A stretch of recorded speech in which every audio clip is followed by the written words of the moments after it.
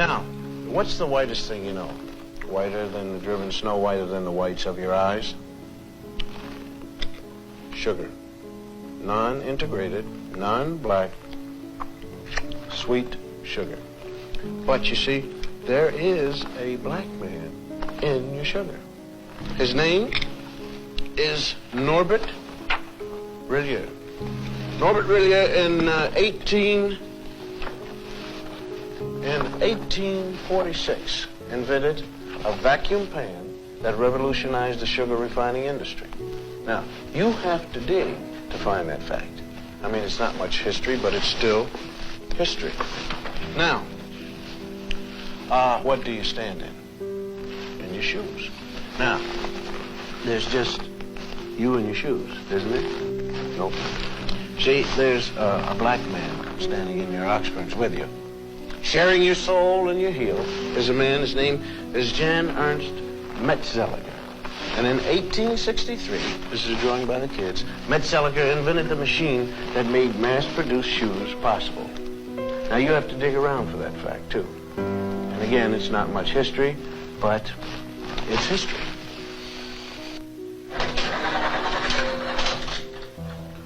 Am I coming in clear to California? I mean, is this TV signal driving through a pass in the Sierra Nevada mountains and slipping into San Francisco? Okay, well, I want to thank you, Jim Beckworth.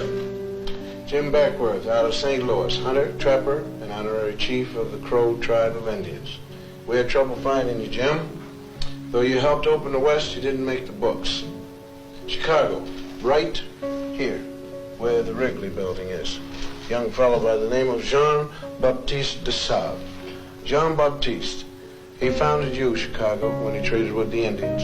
And of course, there it is right there at that particular time. It was called Chicago or Stinking Onion by the Indians.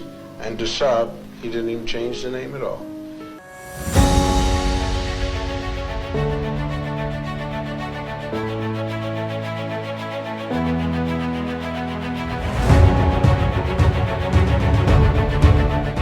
B1 family, welcome to Blacklogic. I want you guys to know that black people are very intelligent, very smart, very gifted. We are innovators and we are inventors. It kind of makes me think as Bill Cosby was given some of the lost history of black Americans here in this country and a lot of the contributions that we have made. It reminds me of a fellow named Emmett McHenry. He's the one who is the pioneer and creator of the internet, the very internet that we use each and every day to communicate with one another, to reach out to one another, video chat. All those things were inspired, created, and the pioneer was Emmett McHenry. Go ahead and look him up as well. So with that being said, there's nothing that we cannot do. There's nothing that we cannot achieve because we can.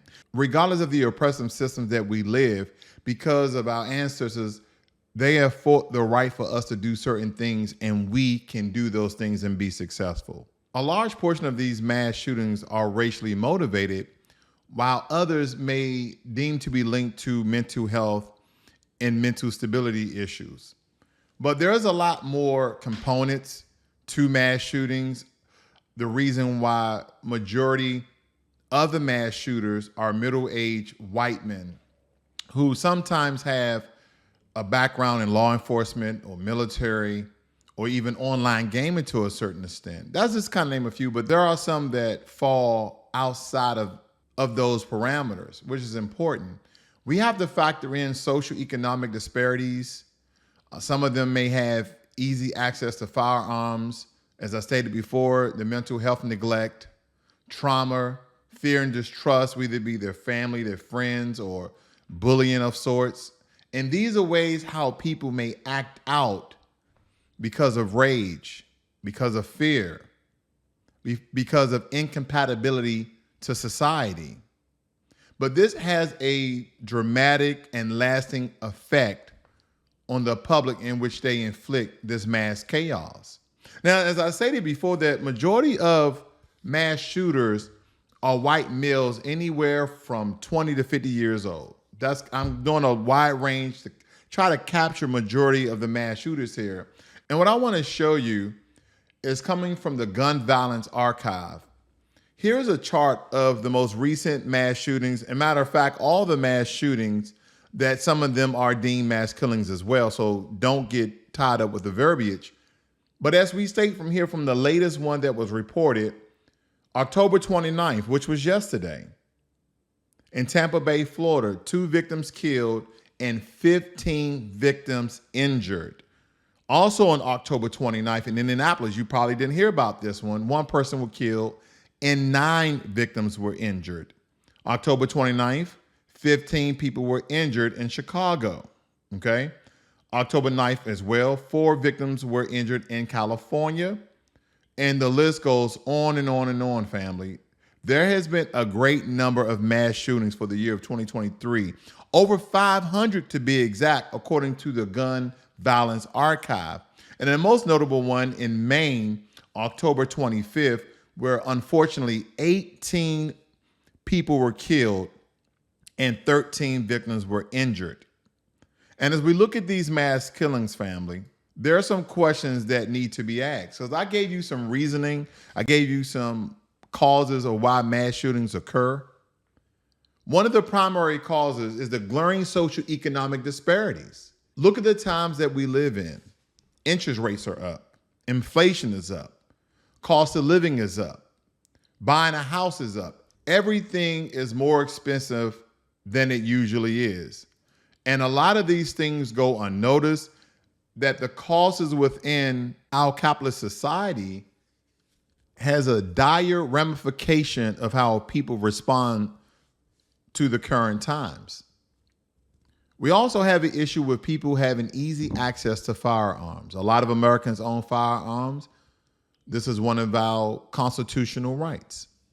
Now, when I look at other countries that have banned firearms for the public, they rarely have mass shootings. They rarely have mass killings because they don't have access to firearms. And I know a lot of you are going to say, are you being anti-gun? Are you being anti-Second Amendment? Family, I toted a weapon for a living. It was my career for 20 years. And as I see innocent Americans dying each and every day, I see innocent Black Americans dying each and every day by the way of gun violence, whether it be external or internal. It's time for a change. Every time restrictive gun laws are put in front of the Senate, the House, and all these legislators, it never get passed to restrict who can buy guns. What are some of the extensive background checks one needs to go to own a certain firearm? Because some people would like to believe that the only firearms you need for self-defense as well as home defense is a handgun and a shotgun. But here in America, guns are also a sport, not just for military actions, not just to arm law enforcement, which is a secondary arm of a military branch in a lot of states here in America. But family, have we ever really thought of giving up our guns? Have we ever really thought about giving up our gun rights? And I know this notion has been embedded in us that the Constitution gives us the right to bear arms. But I went over the Constitution before, and I know you guys have it right there in front of you because you're going to look it up and an amendment check me with this one. You have the right to bear arms. And I'm paraphrasing, as long as it is in accordance with a well-regulated militia. Well, some may argue in order to form a well-regulated militia, thus you need guns in order to form. I beg to differ. I believe that guns can be handed out, guns can be purchased, guns can be rendered when there's a threat to America. But some may argue, then again, an opposing argument could be, then it's far too late. We need these high-powered assault rifles in order to defend our country. Not only against foreign powers, but against the U.S. government as well. That's one of the rights, that the government will never become too big and too powerful to overthrow the people, to put us in a communist and a dictatorship state. I'm not stating to revoke the Second Amendment rights. I want to raise awareness that something needs to be done because there's a lot of people, no matter your race, are getting killed by people who are suffering from the effects of social economic disparities, people who have been mentally neglected, people who are going through trauma. There's all sorts of issues that's revolving around this issue when it comes to mass shootings and mass killings. We tried gun reform. We've advocated for sensible gun control laws that address background checks, waiting periods, the sale of the firearms, making it harder for guns to end up in the wrong hands. But family, no one knows when a mental health issue may strike. There are some people who go along their day frustrated from work, frustrated from their family, frustrated from their friends, and then some people just snap. Some people just incur a fit of rage where for a quick moment, they lose their shit, so to speak. They grab firearms and then they conduct mass violence on society. There's a lot of things that can be done. Yes, we can have stricter gun reform laws. We can have community outreach for people who are in dire need, who need people to talk to. There can be better mental health support. The real change comes with the people, because we can advocate for policy changes. And we need to encourage one another to restrict certain guns, certain people from getting guns, certain dealers from selling certain guns, et cetera, et cetera, et cetera. And I know people are going to be, you're anti-gun and you're anti-this, and I'm not, family. I've even shown on my YouTube one of the weapons that I carry in my arsenal. Go ahead, honey.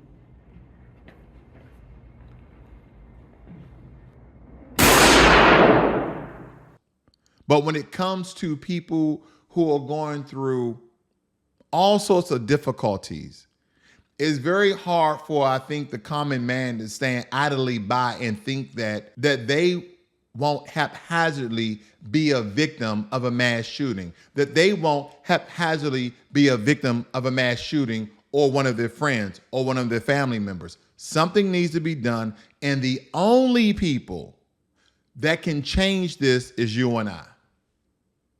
We're the only people that can change this, because we put it inside of the politician's hand. You've seen little protests here and there. You've seen a fallout and fall cry from certain groups. There needs to be a mass collective on the way we view guns, gun laws, and those are the people who are purchasing guns. It must be a much more larger consensus on how we move forward, because family, gun violence in America is not getting better. It's getting worse. And they're painting the picture. Here's the thing too, and I'm gonna make this racial. So trigger alert. They make these things racial as Chicago, LA, New York, and certain parts of Texas, to kind of name some big cities, that the gun violence in America comes from one said racial group, and that's foundational Black Americans, which we know are untrue. Majority of mass shootings in America, the majority of mass killings in America are white men ages 20 to 50 years of age. ABC News report, there have been more mass shootings than days in 2023. And this database, again, is coming from Gun Violence Archive, where they're actually source their information. And it states that the United States have experienced 565 mass shootings so far this year. That's an ungodly amount. And I'm gonna come down here to get some context here, family. But it says mass shootings are defined as an incident in which 4 or more victims are shot or killed, according to the archive. 4 or more victims are shot. That means people are getting wounded regardless if they die or not. But nonetheless, this is a very grotesque and shocking number that we need to pay attention to. It states one of the most recent shootings, October 25th in Lewistown, Maine, left at least 18 people dead and 13 more people injured. Tonight, we are learning that a statewide alert was issued for Robert Card last month, warning police to be on the lookout for him after he made threats against his military base and fellow Army reservists. Card was found dead Friday night after he killed 18 people and wounded 13 others Wednesday in the city of Lewiston.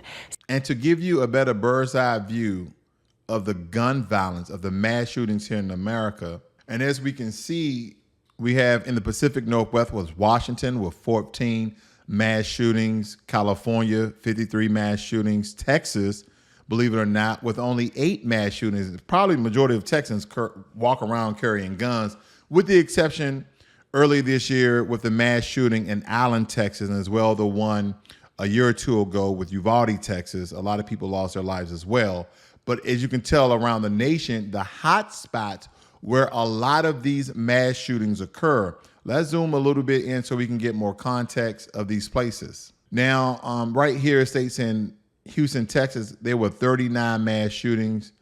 I don't really see any for Dallas. You have 7, Oklahoma.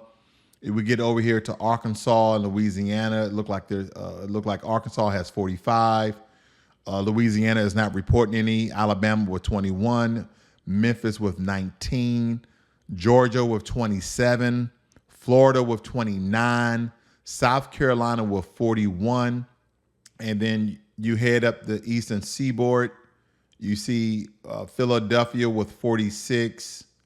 Boston with 10, and New York with 4. So family, that's some staggering numbers when we look at the mass shootings, and something needs to change, because I heard some people say they would never be a victim of mass shootings. They would never be a victim of a mass killing because they carry their gun everywhere. So what happened when the mass shooter in Lewistown, Maine entered the bowling alley and killed X amount of people? And he was garnishing an assault rifle. As he came through the door, family, I would like to believe he just started spraying, that he just started firing. And I want to know who of you, even myself, who carries a firearm, will have the time to react and put him down. And just to give you a little bit quick history about the guy, he's an Army reservist as well as a firearm instructor. So family, even me being trained with firearms, even with me carrying firearms, I could have easily been a victim. So with that being said, there needs to be a lot of things that are handled on the back end when it comes to gun reform in order for things to change. And this narrative and perspective that Black Americans are the face of gun violence in America because of shootings in Chicago, shootings in Philadelphia, shootings in NYC, shootings in LA. This has to be debunked. This is a myth. Over the weekend, there were multiple mass shootings, according to NPR, that left 11 people dead. It states that the weekend before Halloween saw a spate of deadly mass shootings in several U.S. cities that left at least 11 people dead and 76 others injured. And what they mean by injured, they mean wounded by gunfire. They mean trampled. They mean contusions and bruises and broken bones for running away from the gunfire or from the chaos that's going on. Between Friday and Sunday, 12 mass shootings took place, the GVA reported. As of Sunday evening, the GVA defines mass shootings as when at least 4 people are injured or killed, excluding the shooter. Many of the shootings took place at large gatherings in the early hours on Sunday. This weekend's mass shooting comes as the country's mourned the victims of its deadliest mass shooting this year. Days earlier, 18 people were killed in a shooting in Lewistown, Maine. And as you can see here, family, they list the states that a lot of these mass shootings occurred in: Texas, Indiana, Florida, Illinois, and Georgia. Also lists mass shootings happening in Kansas, Maryland, New Mexico, Louisiana, and Ohio. And to make this close to home, it states in Texarkana, Texas, 3 people were killed and 3 others were injured in a shooting at a party in the back room of a business a little after 9 p.m. on Saturday. Police are searching for a 20-year-old Parisky Warren, whom they identified as a suspect in the shooting. And they go on to give more information. They state that the victims range in age from 19 to 31 years of age. 1 man died at the scene, and a woman and another man died overnight at the hospital.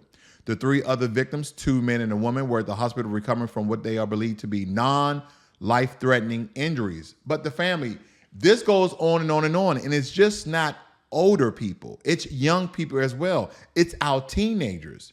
They stated here that in Northeast Indianapolis, 10 people between 16 and 22 years old were injured. And one of them, fatality, at what police said was a shooting at a large party.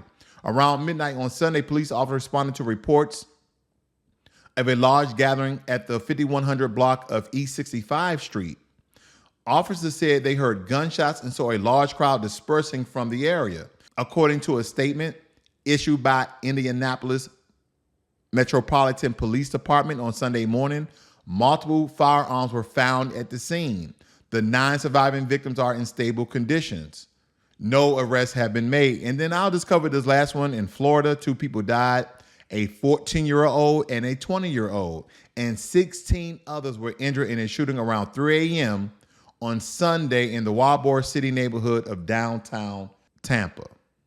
Now, I know a lot of you are probably asking the question, what in the heck is a 14-year-old doing at a party at 3 a.m. in the morning? And just to let you know, family, the 14-year-old was not black, because that's what a lot of people probably were thinking. I just had to let the cat out the bag when it comes to that one, family. But nonetheless, I don't want to beat the drum too far on this too long. We have a gun problem in America. We have a mass shooting, a mass killing problem in America. And the only way that this is going to change, unless you and I get involved with it.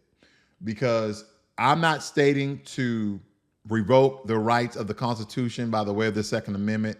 Something needs to be done to limit the type of guns, those who are getting guns, those who are selling guns. Because here's the thing, if you don't want anything to happen, then don't be vocal about it. Don't talk about the mass shootings. Don't talk about the mass killings. And if it hits home, and I wish that never occurs, I wish that never happens to anyone, but if it hits home, then know there's been people and advocates that has been pounding the pavement trying to restrict certain people to receive guns, certain guns been on the street, and those who are selling guns to have more stringent conditions for the public to purchase firearms. That's what I believe that needs to happen. And lastly, family, when it comes to mass shootings, as I told you before, that the majority of mass shootings are inflicted by the white community. And this is no secret, but I think a lot of times because they racially parade black folk as a criminal class in America, that we are the ones that shooting up neighborhoods, shooting up bowling alleys, shooting up movie theaters, shooting up clubs, and that's just not the truth, family. Based upon the numbers right here given by Statistia.com, that white people, and of course, this is more directly correlated with white men, they are 3 to 4 times more likely to conduct a mass shooting versus any other race. And as a caveat, if we point out black people, the number that you see there, family, are most likely from gang violence. So that means that those mass shootings, quote unquote, are isolated incidents in a particular community, in a particular area, where all of these other mass shootings are one of two things, family. They're in a public place. Now, if you do the research, they're in a public place, bowling alley, movie theater, clubs. But a vast majority of these mass shootings, family, come from white men killing their families, come from white men shooting their family and family members. The majority of mass shootings come from white men ages 20 to 50 that shoot and kill and wound their immediate family as well as their extended family.